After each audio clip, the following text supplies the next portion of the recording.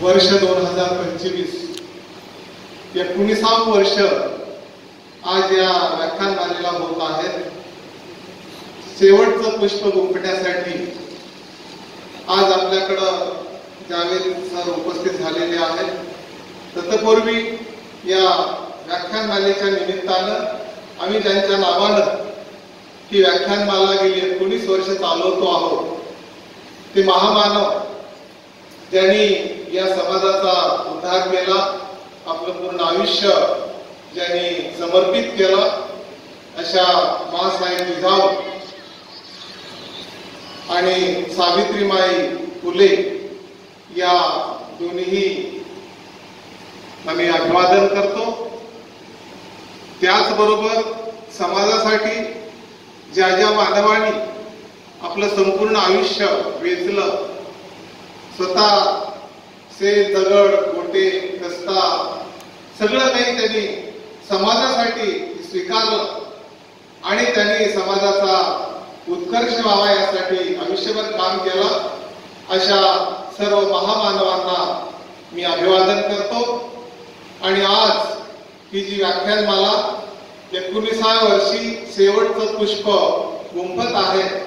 आजचे वक्ते प्राध्यापक जावेद पाशा यांचा विषय आपल्या समोर आहे, तो म्हणजे शाहू फुले आंबेडकर,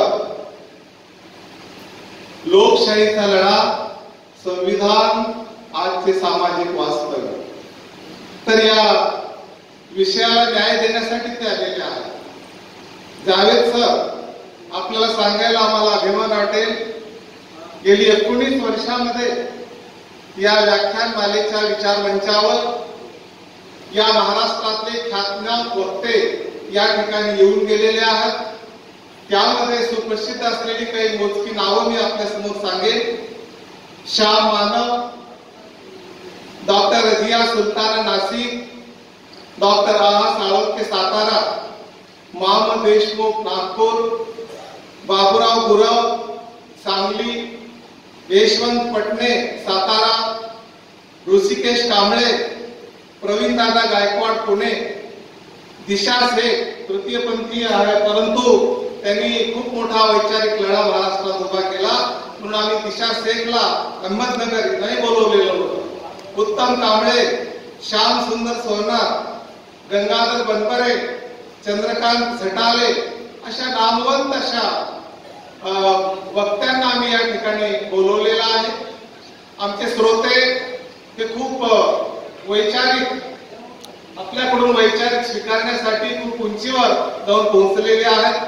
तर अशा विचार घेऊन लोकांच्या पर्यंत हा विचार गेला पाहिजे, कारण असं म्हणतात की दूध घरी नेऊन द्यावं लागतं आणि ते मात्र जाऊन घेतात, अशी अवस्था समाजाची आहे।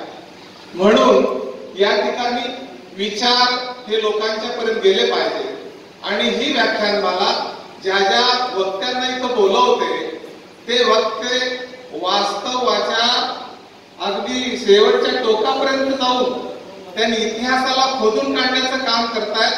वास्तव काय, सत्य काय आहे तिथपर्यंत जाण्याचा प्रयत्न करतात। काल या ठिकाणी जाधवराव साहेब आले होते, त्यांनी छत्रपतींच्या 4 पिढ्यांचा इतिहास जेव्हा ते सांगत होते तेव्हा आमच्या सगळ्या श्रोत्याच्या भुवया उचलायला लागल्या की हे वास्तव कुठं आहे आणि आम्ही इतिहास कुठला शिकतो आहोत। तर त्या 4-5 गोष्टीवरच आमचा इतिहास छत्रपतींचा आम्ही ऐकतो। तर हे ऐकत असताना खूप मोठं हे संघर्ष या छत्रपतींच्या पिढ्यांचा आहे हे आम्हाला समजतं। तत्पूर्वी पहिलं पुष्प ज्यांनी गुंफलं त्या या ठिकाणी आलेल्या होत्या भारती मडवई नांदेडवरून। तर त्यांनी स्त्रीच्या काल, आज आणि उद्या हा विचार अतिशय चांगल्या पद्धतीने, सज्जड पद्धतीने मांडलेला आहे। आणि आज ज्याची गरज आहे, तुम्ही आम्ही इथं बसलो त्या संविधानामुळे बसलो। डॉक्टर बाबासाहेब आंबेडकरांनी रात्रीचा दिवस केला, खूप परिश्रम घेतले आणि जे संविधान या देशासाठी सर्व लोकांसाठी अर्पित केला, जे कुठल्याही धर्माचा बेस नाही, ते भारतीय लोकांचा धर्मग्रंथ म्हणून आहे, तर त्या संविधानावर आज छुपे हल्ले कसे होत आहेत, ते संविधान संपवण्याचं काम कशा पद्धतीने चाललेलं आहे, हे छुपे डाव हे उघड झाले पाहिजे, लोकांच्या समोर आले पाहिजे. आज नको ते विषय, भलत्या विषयाकडे समाजाला नेण्याचं काम आज चाललेलं आहे. जणू काही इतिहास संपवण्याचं काम आज हे राजकीय परिस्थिती तर भयानक आहे. या राजकीय परिस्थितीमध्ये समाज होरपळून जातो आहे. तर हे सगळे संविधानाचे विषय आहेत. म्हणून ज्या महात्मा फुलेंनी, डॉक्टर बाबासाहेब आंबेडकरांनी जो धागा धरून समाजाचा उद्धार करण्याचं काम केलं आणि तोच धागा पकडून डॉक्टर बाबासाहेब आंबेडकरांनी जे संविधान तयार केलं आणि ते संविधान लोकांच्या हिताचं आहे, ते संविधान जगलं तरच लोक जगणार आहे. आज माझ्या मनात छोटासा विचार येऊन गेला की आज आमचे पुष्प गुंफण्यामध्ये आम्ही 2 दिवस गेले. दृष्टिकोनाचा संदेश देणारे तथागत सिद्धार्थ गौतम बुद्ध यांना या मंचावरून अभिवादन करतो.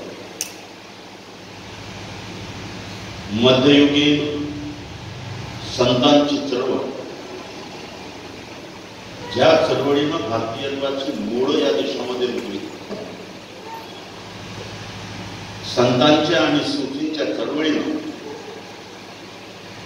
विषमतावादात गुरफटलेल्या करोडो भारतीयांना ईश्वराच्या नावाने समतेच्या दिशेने लोकशाही चळवळ चालवून, वेळ पडल्यास ईश्वराला सवाल करून आणि गरज पडली तिथं पुरोहितशाहीचा विरोध करून एक नवी लोकहितवादी जनहितवादी धार्मिक चळवळ सर्व समूहांना हातात हात घेऊन चालवली. ही चळवळ केवळ ब्राह्मणी पुरोहितशाहीच्या विरोधातच नव्हती, तर जुलमी बादशाही, जुलमी राजशाही, जुलमी सरंजामशाहीच्या विरोधात होती. तो मध्ययुगीन सुफी संतांचा लढा आणि त्या लढ्यात असलेले सर्व बहुजन संत, सुफी संत या सर्वांना या मंचावरून अभिवादन करतो, प्रणाम करतो. स्वराज्य संस्थापक, रयतेचे राजे, बहुजनांचे राजे, 18 पगड जातींचे राजे छत्रपती शिवाजी महाराज यांनाही या मंचावरून अभिवादन करतो. आणि छत्रपती शिवरायांचा इतिहास जिवंत राहावा, तो इतिहास लोकांपर्यंत पोहोचवावा म्हणून छत्रपती शिवरायांची समाधी रायगडावर 3 दिवस ज्या महामानवानं शोधली आणि 3ऱ्या दिवशी जेव्हा ती मिळाली तेव्हा तो महामानव रडला. 3 दिवसाच्या महत्प्रयासानंतर ती समाधी माझ्या शिवरायांची भेटते. कुणी काढला होता हा इतिहास?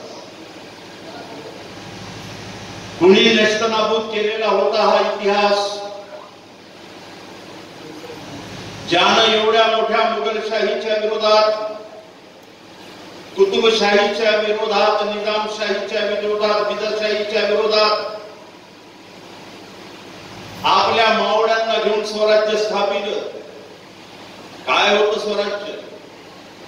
छत्रपती शिवरायांपेक्षा कितीतरी बलाढ्य मराठे मुघलांकडे होते. छत्रपती शिवरायांपेक्षा जेवढं राज्य शिवरायांचं होतं त्याच्या दुपटीनं जागिरी असलेले हिंदू सरदार मुघलांच्याकडे होते. तरीही माझं स्वराज्य पाहिजे मला. लोकशाही अशी चाललेली नाही आमच्यापर्यंत. आत्मानुभवनातून येते लोकशाही. लोकांना आपल्या स्वराज्यात सामील करून महत्वाची पदं देऊन वर्तमानातील लोकशाहीची बीजमूल्य रुजवली होती त्यांच्या स्वराज्यात. ते स्वराज्य असं नव्हतं. ते स्वराज्य वर्तमानाच्या बहुजन आंदोलनाचा मॉडेल होता. कुणी नष्ट केलं ते? आज छत्रपती शिवरायांच्या नावानं विधानसभेवर, संसदेवर राज्य करण्याच्या घोषणा केल्या जातात. शिवरायांची समाधी खंड खंड भग्नावस्थेत मिळावी, चिंतनाचा विषय आहे आणि कुणाला मिळावी ती? महात्मा ज्योतिबा सारख्या एका माळी जमातात जन्म घेतलेल्या माणसानं ती शोधावी. तेव्हा धनाढ्य मराठे सरदार नव्हते का? तेव्हा श्रीमंत राजकारणात असलेले सरंजनशाही मराठे नव्हते का? जर असतील तर शिवरायांची समाधी अशी भग्नावस्थेत कशी गेली? हा प्रश्न वर्तमानात विस्कळीत झालेल्या तुमच्या माझ्या सामाजिक आणि लोकशाही मूल्यांच्या संदर्भात सुद्धा तपासून पाहावे लागेल की ते कोण होते ज्यांनी शिवरायांची समाधी नस्तनाबूत होऊ दिली. त्याच मानसिकतेचे लोक आमच्या जातीचे असले तरी संविधानाला नष्ट होऊ देताना मूकपणे पाहत आहेत का, की फक्त लाभार्थी म्हणून त्याचे लाभ घेत आहेत? चिंतनाचा विषय आहे. मग छत्रपती शिवरायांची समाधी शोधून काढली. 3 दिवसानंतर महत्प्रयासानंतर कनेरीची झाडं जंगली झुडपं याच्यानं विळखा घातलेली ती समाधी महात्मा ज्योतिबा फुलेंनी स्वच्छ केली, पाण्यानं धुतली. इतिहासाचा एक खूप मोठा लढा त्याच वेळेस झालेला होता. कसा? ग्रामजोशी आला होता ना पायथ्यातून आणि काय बोलला होता? काय रे मला हा संपणारा नाही, जगातून संपलेला नाही. फक्त तुम्ही आणि मी जिंकलो तर समतेची बळ तुम्हाला तुमच्या मुलांना आपल्या समाजाला चाखायला मिळतील. पण आपण हरलो तर विषमतेच्या खाईत आपल्या भावांना भावंडांना समाजाला दुर्पटून मरावं लागेल. हा तो फरक आहे. आदिवासी तयार म्हणून स्वराज्याला प्राण द्यायला 18 पगड जातीचा माणूस तयार, हिंदू तयार, महार तयार, मान तयार, ईसाई तयार. काय करणं असं? कारण भारताच्या संविधानाच्या मूलाधिकारांमध्ये सर्व धर्म संस्कृती संमिश्र संस्कृतीला जपण्याचं 8वं कर्तव्य जे सांगितलेलं आहे ते 8वं कर्तव्य तेव्हा माझ्या शिवबांनी पूर्ण केलेलं होतं. आणि सगळ्या जाती धर्मांना सोबत घेऊन एक स्वराज्याचं मॉडेल उभं केलेलं होतं. आपण त्याला मिनी भारताचं मॉडेल म्हणूया. आणि होताच ना तो. जेव्हा स्वराज्याची स्थापना झाली तेव्हा एक परंपरा होती. असलेल्या आजूबाजूच्या शायांना सनद पाठवावी लागेल. आजही ती परंपरा आहे. एखादा राष्ट्र स्थापित झाला तर त्याची सनद युनो मध्ये पाठवावी लागते. जोपर्यंत युनो त्या राष्ट्राला मान्यता देत नाही तोपर्यंत त्या राष्ट्राला परदेशी व्यापार करता येत नाही, युद्धाचे अलायन्स करता येत नाही, बाकीचे सगळे आंतरराष्ट्रीय व्यवहार त्याला करता येत नाही. शिवरायांच्या काळातही ती परंपरा होती. तुम्ही राज्याभिषेक केला, तुमचं राज्य स्थापन झालं की त्याच वेळेस किंवा त्याच्यापूर्वी तुमचं राज्य असेल तरी कसं याचं सनद पाठवावी लागत होती. कुणी लिहिली ही सनद? खासगी सल्लागार मौलाना हैदर अली यांनी छत्रपती शिवरायांच्या स्वराज्याची फारसी मध्ये सनद लिहिली. आणि शहाजी महाराज यांना सुद्धा अभिमान करतो. माता जिजाऊनं जे घडवलं शिवाजी महाराजांना ते एवढ्या पद्धतशीर घडवलेलं आहे की एक धर्मनिरपेक्ष दृष्टिकोन, तत्कालीन सगळी राज्यव्यवस्था, तत्कालीन आंतरराष्ट्रीय असलेली सगळ्या घडामोडी सगळ्या जिजाऊ मातेनं नीट शिवाजी महाराजांना सांगितलेलं आहे. उस्मान शेख आणि सावित्रीमाई बरोबर दगडधोंडे झेलणारी शिव्या खाणारी माई फातिमा शेख यांना सुद्धा या मंचावरून अभिवादन करतो, सलाम करतो. अस्पृश्यांची पहिली शाळा भिडेवाड्यात नव्हे, अस्पृश्यांची पहिली शाळा ही फातिमा शेखच्या ओसरीत झाली. त्याचे सगळे प्रामाणिक संदर्भ आम्ही शोधून काढले. पुढे जाऊया. त्यांचं नाव आहे. इंग्लंड सारख्या अत्यंत तत्कालीन आधुनिक व्यवस्थेमध्ये असणाऱ्या सरकारला सुद्धा त्याच्या इथं आलेली मंदी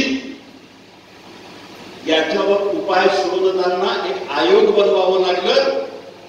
आणि त्या आयोगामध्ये भारतातून एकच माहिका लाल होता. त्या माहितीचं नाव आहे अर्थतज्ञ डॉक्टर बाबासाहेब आंबेडकर,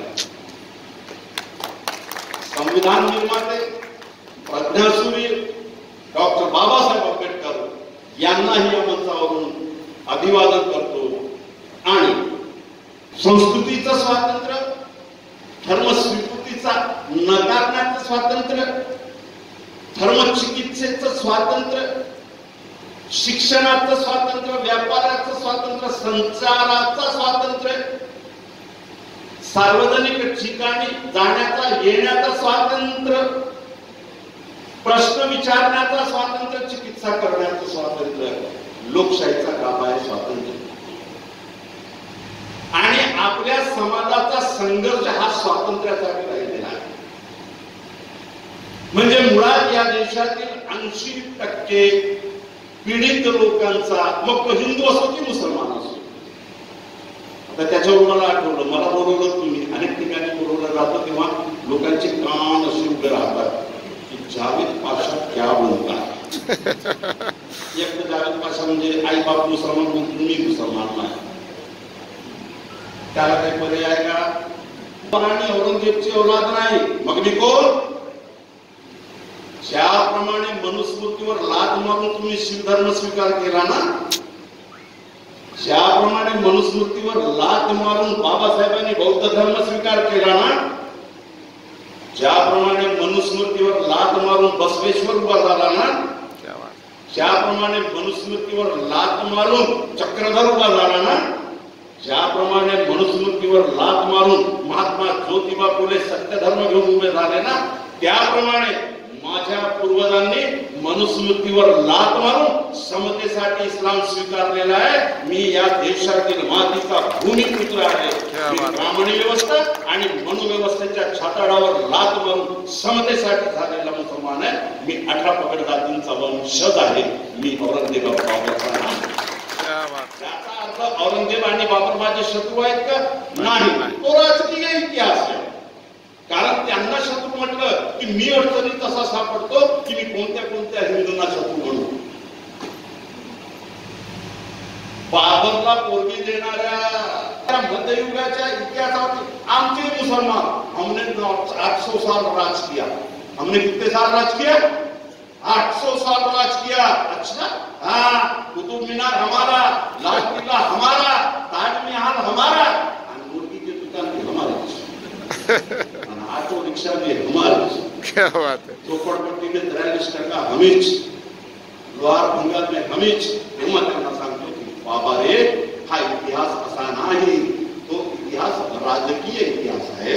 भारतीय मुसलमानांचा इतिहास हा सामाजिक इतिहास आहे आणि तो इस्लामच्या स्वीकृतीपासून जातो. हे सांगणं आवश्यक आहे. कारण वर्तमानामध्ये लोकशाही पुढे जे सर्वात मोठं संकट आलेलं आहे ते हिंदू मुसलमान ध्रुवीकरणात आलेलं आहे. आज मोहन भागवत बोलले, मी पोस्ट टाकली त्यांच्यावर. कालपर्यंत निलेश राणे बोलत होते. इतिहासाचं ज्ञान आहे की नाही असं वाटावं लागतं. काय बोलले मोहन भागवतची? आजची पोस्ट आहे त्यांची. महाभारतात तर आम्ही नाहीच नाही. अच्छा हुआ हम महाभारत में नहीं थे. अच्छा हुआ हम महाभारत में नहीं थे, वरना ये कमी में लिखते वो दुर्योधन नहीं था जिसने द्रौपदी के वस्त्र हरण किए, वो दाऊदुल्लाह खान था. वो बहुत मानते हैं. अच्छा हुआ हम महाभारत में नहीं, और उससे भी अच्छा हुआ कि हम रामायण में नहीं थे, नहीं तो वो रावण न लिखकर रणदुल्ला खान लिखते और बहुत मानते. मित्रांनो, 7व्या शतकापर्यंत या देशामध्ये मुसलमान नाही. मग इतिहास कसा आहे?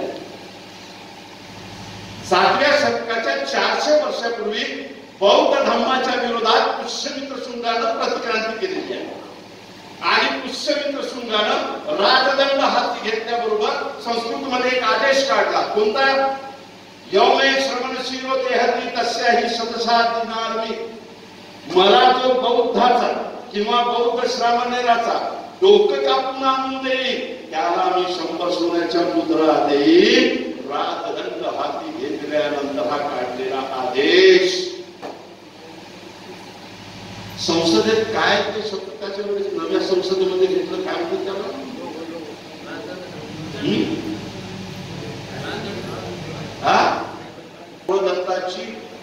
अकबरच्या गादीच्या समोरच हत्या करणारा, त्याची योजना करणारा कोण होता? ज्याचा टूथपेस्ट तुम्ही वापरता, ज्याचा आवडे का ज्यूस तुम्ही वापरता, ज्याचं योग तुम्ही पाहता, त्याचं नाव होतं पतंजली. सगळी योजना करून गृहदत्ताची हत्या केली. हत्या केल्यानंतर राजदंड हाती घेतला आणि काय आदेश दिला? यौमे श्रमण शिरो देहती तस्याही शतशः दिनारी. मिळेल तिथं बौद्धांचं कत्लेआम झालेला आहे.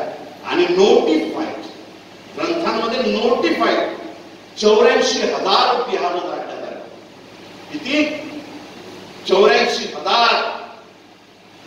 आणि कोणतेही विचार फक्त विचाराच्या स्तरावर राहिले तर परिवर्तन होत नाही.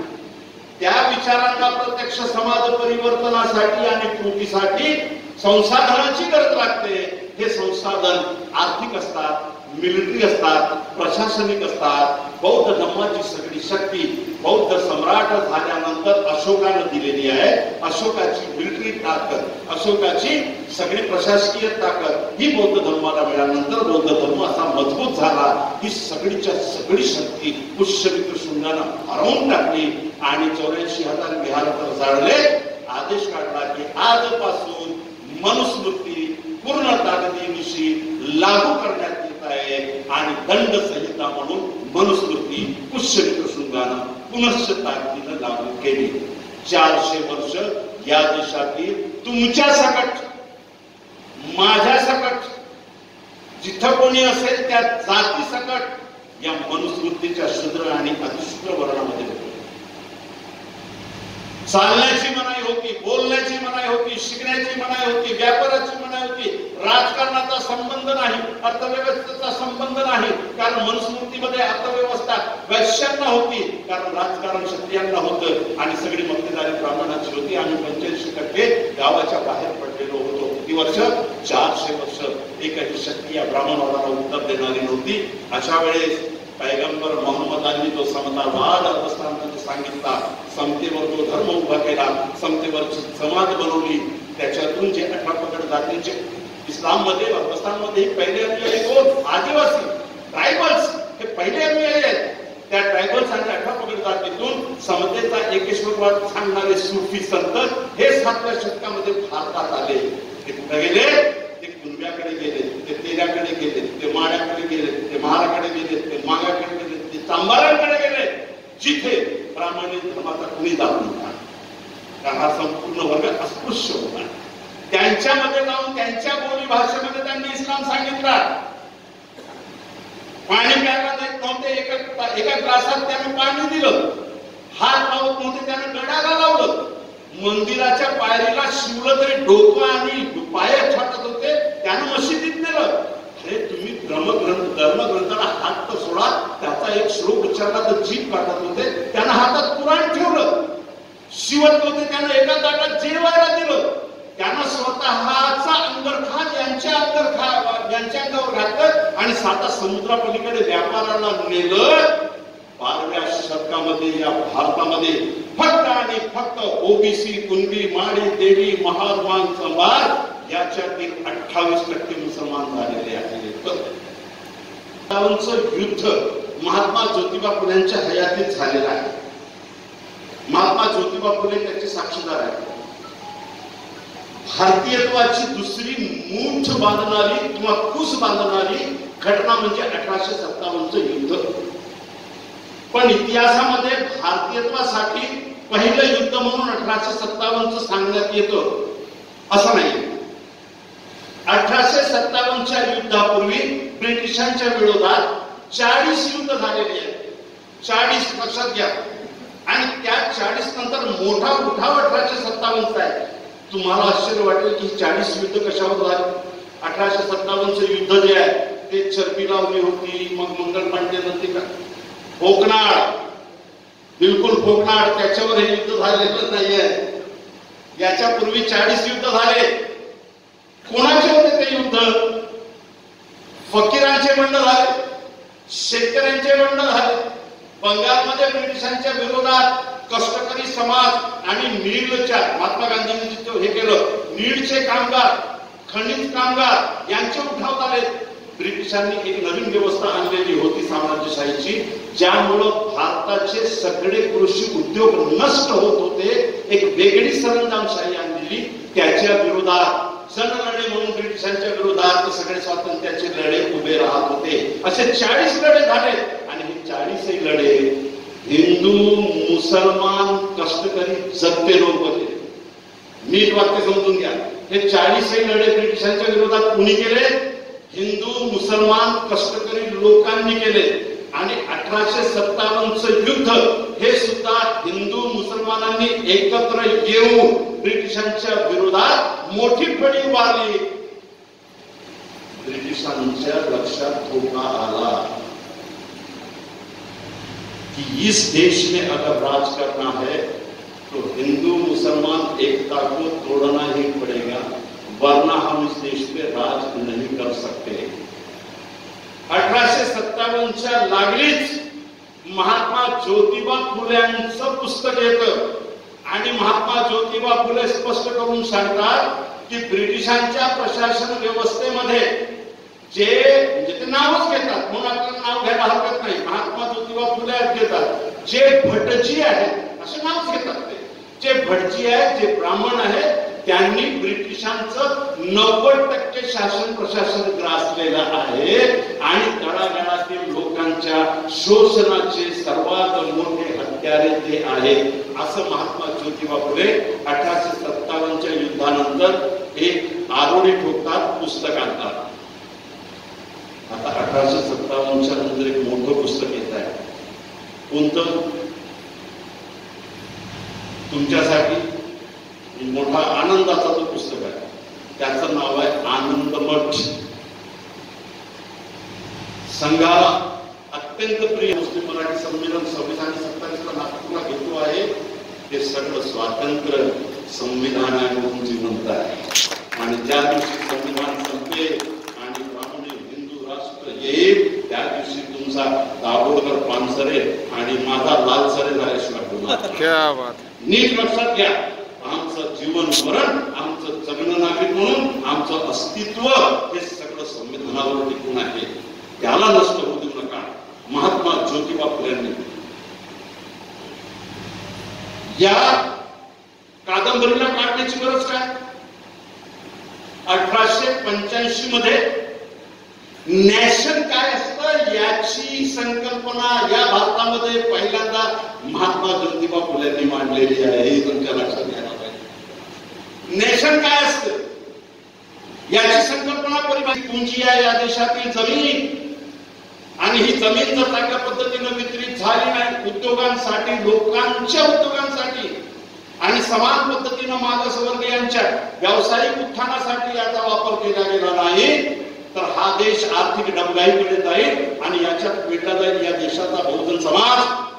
देशाला स्वातंत्र्य मिळालं तेव्हा सरकारच्या खात्यामध्ये 80% जमीन होती. लोकशाही आहे. विधानसभेत आमचे प्रतिनिधी, लोकसभेत आमचे प्रतिनिधी 2024 मध्ये सरकारच्या अधीनस्थ असलेल्या 80% जमिनीपैकी 58% जमीन ही वितरित झाली. कुणाच्या कशात? आता काल केंद्रीय बोर्ड आहे हैदराबादला, त्याची 400 एकर जमीन होती. ही 400 एकर जमीन लिलाव करून देऊन टाकण्यात आली. कुणाला? वक्फ बोर्डवर जे काही अंकुश आणलं ते चांगल्यासाठी नाही आहे. वक्फ बोर्डची जमीन हे उद्योगपतींना कशी द्यावी याच्यासाठी. लक्षात घ्या काय चाललंय या देशामध्ये. आणि स्वातंत्र्याच्या पूर्वी 31 मध्ये संविधानाच्या निर्मितीला गती मिळाली. तेव्हा 1932 मध्ये मोटवानी नावाची व्यवस्था आहे. हे आदर्श रचना म्हणून पुस्तक काढलं आणि 1949 मध्ये जेव्हा संविधान भारतीय संसदेला सोपवायचं होतं तेव्हा 1949 मध्ये के.व्ही. स्वामी यांनी भारत का कन्फ्युशियस म्हणून मोठी पुस्तक काढली आणि त्याच्यात दिलं हे संविधान लागू करत आहे हे कुचकामी आहे. आमची सगळी परंपरा मनुसंहितेवर आधारलेली आहे आणि तो आमच्या संस्कृतीचा गौरव आहे. त्याला कन्फ्युशियसची पदवी दिली. एकही पुढे आला नाही. बॅरिस्टर कानून का जाणकार हो, मी लिहितो भारताचा संविधान, एकही पुढे आला नाही.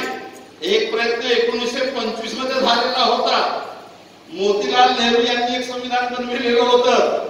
तो ब्रिटिश पार्लियामेंट मध्ये सादर केल्यानंतर तो कचऱ्याच्या टोपलीत टाकण्यात आलं. बोले संविधान बनाना है, कंपनी का एग्रीमेंट नहीं बनाना. काय बोलले ब्रिटिश लोक, कंपनीचा एग्रीमेंट बनवायचा नाही आहे, भारताचं संविधान बनवायचं आहे. तिकडेही एक बॅरिस्टर होते पाकिस्तानकडे. 11 वर्ष पाकिस्तानमध्ये संविधानाची निर्मिती करता आली नाही त्यांना. की डॉक्टर बाबासाहेब आंबेडकर सारखा बुद्धिमंत आम्हाला मिळाला आणि 2 वर्ष 18 महिने 11 दिवसात आम्हाला लोकशाहीचं संविधान मिळालं आणि आम्ही या भारताचे नागरिक झालो. आता या भारताचे नागरिक झाल्यानंतर लोकशाही पुढे नागरिक यालाही विरोध आहे. मग आम्ही भारताचे नागरिक म्हटल्यानंतर हिंदू मुसलमानाचा वादच कुठे येतो. पण ते वाद नीट जिवंत ठेवण्यामागं एक वर्चस्ववादी मानसिकता कार्य करते.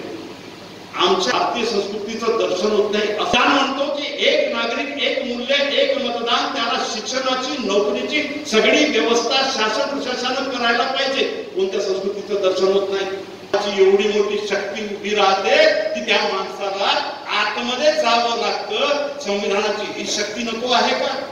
शाहीचा लढा याच्यावर माझी स्वतंत्रपणे आभार मानतो आणि विशेष करून माझ्यासारख्या मुलं ऐकून घेतलं याचा मला खूप आनंद आहे. रामपुरी शाळेमध्ये मी शिकवलं, आम्ही भारताचे लोक उभेच होऊ द्यायचे नाही, आम्ही भारताचे नागरिक उभेच होऊ द्यायचे नाही. उभं व्हायचं असेल तर हिंदू नागरिक म्हणून हो, उभं व्हायचं असेल तर मुसलमान नागरिक म्हणून हो. मग हिंदू नागरिक म्हणून उभा झालास की तुझा शत्रू मुसलमान, आणि मुसलमान नागरिक म्हणून उभा झालास की तुझा शत्रू हिंदू, आणि मला बौद्ध नागरिक म्हणून. भारताचे संविधान अभ्यासक्रम हक्कासाठी असेल पुस्तकं तिथं ठेवलेले आहेत.